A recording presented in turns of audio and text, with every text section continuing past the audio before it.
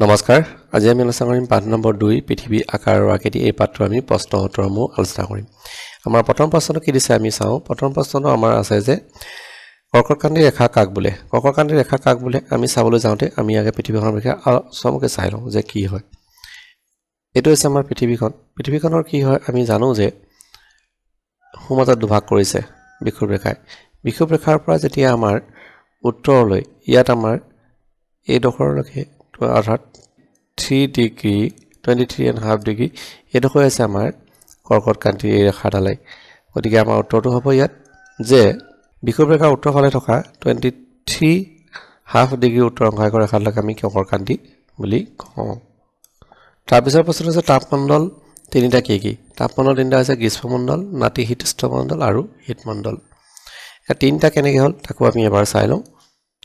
এটো আছে তোমালোকৰ কিতাপত দিয়া তাপমণ্ডলৰ ছবি ইয়াত চোৱা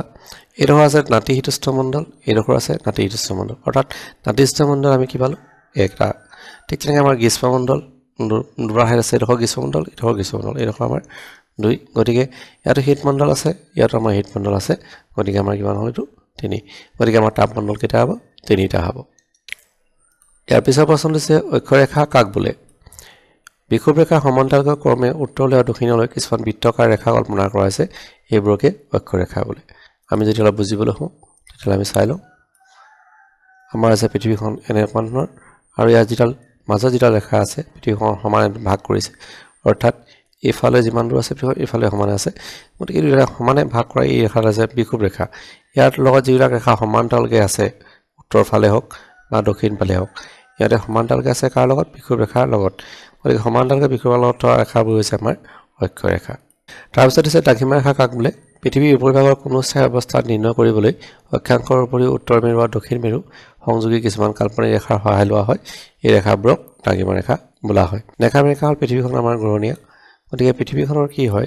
ইয়াৰ পৰা ইয়ালৈ যিডাল ৰেখা কল্পনা কৰা আছে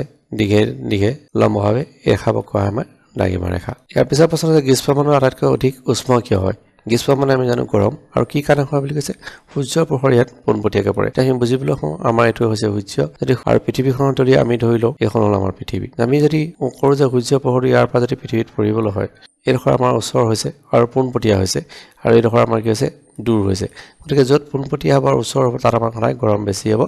আৰু সূৰ্যৰ পোহৰ পৃথিৱীত কি হয়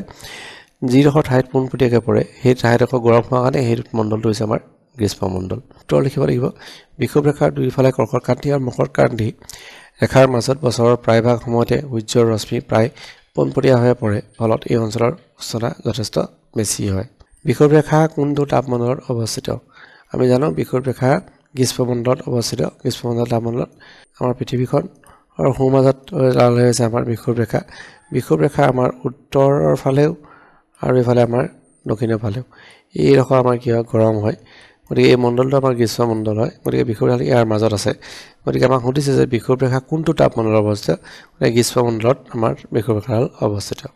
মেৰু অঞ্চলত সাগৰৰ পানী কিয় গোট মাৰি থাকে মেৰু অঞ্চলত আমাৰ সূৰ্যৰ পোহৰ খুব কম পৰে আৰু হেলনীয়াকৈ পৰে গতিকে আমাৰ তাত ঠাইডোখৰ ঠাণ্ডা হয় এতিয়া উত্তৰ লিখিব লাগিব যে মেৰু অঞ্চলৰ শীতৰ তীব্ৰতা অধিক কাৰণে এই অঞ্চলত ছমাহ কাল সূৰ্যৰ ৰশ্মি অধিক হেলনীয়াভাৱে পৰে আৰু ছমাহ কাল সূৰ্যৰ ৰশ্মি প্ৰায় নপৰে সেয়ে অতিপাত শীত হোৱাৰ বাবে এই অঞ্চলৰ সাগৰৰ পানী গোট মাৰি তাৰপিছৰ প্ৰশ্ন হৈছে কেৱল উত্তৰ দিয়া কৰ্কটকান্তি বৃত্তটো পৃথিৱীৰ কোনটো গোলাৰ্ধত কল্পনা কৰা হৈছে কৰ্কটকান্তি পৃথিৱীৰ উত্তৰ গোলাৰ্ধত আমি কল্পনা কৰা হৈছে বুলি আমি জানো এতিয়া এবাৰ চাই লওঁ আমাৰ ছবিৰ সহায়ত এখন হৈছে আমাৰ পৃথিৱী বিষুৱ ৰেখাই ইয়াক দুভাগ কৰিছে আৰু এইফালে উত্তৰ আৰু এইফালে হৈছে আমাৰ দক্ষিণ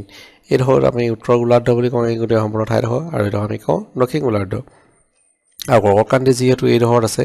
গতিকে এইডোখৰ আমাৰ কি গোলাৰ্ধত পৰিলে উত্তৰ গোলাৰ্ধত পৰিলে কৰ্কটকান্তি আমাৰ এতিয়া কোনটো গোলাৰ্ধত কল্পনা কৰা হৈছে ক'লে আমাৰ হ'ব উত্তৰ গোলাৰ্ধ হ'ব তাৰপিছত প্ৰশ্ন আছে কি কাল্পনিক ৰেখাই পৃথিৱীৰ কেন্দ্ৰৰে 2 মেৰু বিন্দুক সংযোগ কৰিছে ইয়াৰ উত্তৰটো আমাৰ দ্ৰাঘিমা ৰেখাই হ'ব অৰ্থাৎ আমাৰ পৃথিৱীখন ঘূৰণীয়া ইয়াক আমাৰ লম্বভাৱে যিডাল ৰেখা পৃথিৱীখন ভাগ কৰিছে এই ৰেখাডালবোৰক আমি কওঁ দ্ৰাঘিমা ৰেখা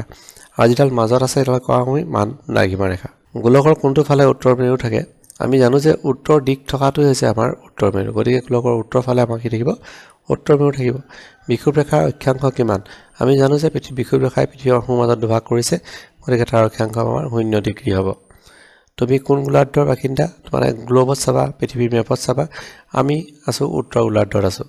তাৰপিছত দিছে শুদ্ধটো ৰাইট চিন দিব দিছে মুখ্য দ্ৰাঘিমা ৰেখাৰ মান হৈছে কিমান দ্ৰাঘিমা ৰেখাৰ মূল দ্ৰাঘিমা ৰেখা হৈছে মান দ্ৰাঘিমা ৰেখা আৰু তাৰ মানটো 0 হৃদমণ্ডলৰ অৱস্থান হৈছে হৃদমণ্ডল কোন ডখৰত আছে আমি জানো যে মেৰু অঞ্চলত কেনেকৈ আছে আমাৰ হৃদমণ্ডলটো হ'ল কি এখন আছে আমাৰ পৃথিৱী আমি জানো যে এডাল কল্পনা ৰেখা আছে পৃথিৱীখনৰ মাজে মাজে ইয়াৰ যিটো আমাৰ উত্তৰ দিশে যিটো আছিলে এইটো কৈছে উত্তৰ মেৰু দক্ষিণ দিশে থকা আমাৰ দক্ষিণ মেৰু আৰু এই মেৰু অঞ্চলটোত কি হয় আমাৰ সূৰ্যৰ পোহৰ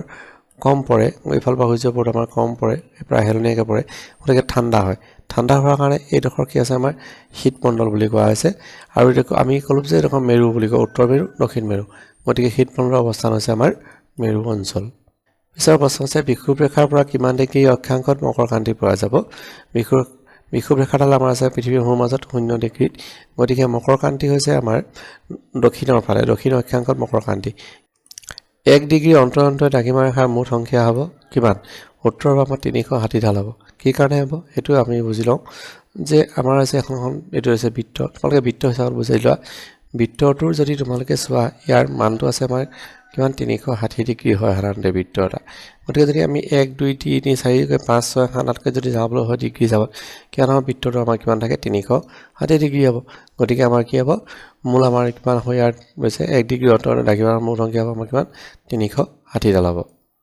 বিষুৱ ৰেখাৰ পৰা উত্তৰ আৰু দক্ষিণে বিস্তৃত হৈ থকা তাপমণ্ডলটোৰ নাম কি গতিকে উত্তৰটো হ'ব আমাৰ গ্ৰীষ্মমণ্ডল সূৰ্যৰ ৰশ্মি অতি হেলনীয়াভাৱে পৰা অঞ্চলত সাগৰৰ পানী সাধাৰণতে কি অৱস্থাত থাকে সূৰ্যৰ পোহৰ যেতিয়া ভালকৈ নপৰিবই সেই ঠাইডোখৰ আমাৰ কি হ'ব ঠাণ্ডাই হ'ব যদি তাপেই নাপায় ঠাইডোখৰ ঠাণ্ডাই হ'ব গতিকে সেই পানীখিনি কি আমাৰ প্ৰায়